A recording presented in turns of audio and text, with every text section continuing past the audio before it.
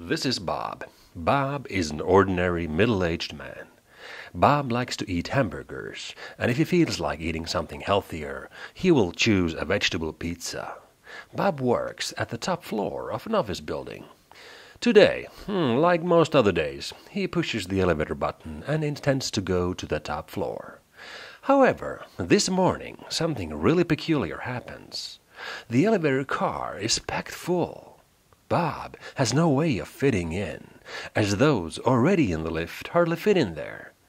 Bob doesn't know what to do. Maybe today he can't go to work at all. Then he realizes the building has not only an elevator, but also stairs. Bob has never used the stairs in his workplace. Why take the stairs if there's an uncomfortable elevator, he ponders. The stairs look suspicious and very, very high. They go on forever. Bob looks up, and he isn't sure whether rising the stairs requires the fitness of a top athlete. Bob remembers it's been 3 years last time he exercised. How will Bob manage? Well, Bob decides to give it a try. He clears the first step. Woohoo! The next couple of steps are already easier. Actually, a lot easier. An entirely new world opens to Bob in the stairwell. Bob meets people on the stairs he has never met before. He sees wild animals, even a long-necked giraffe, and a beautifully singing bird. People are enjoying refreshing drinks.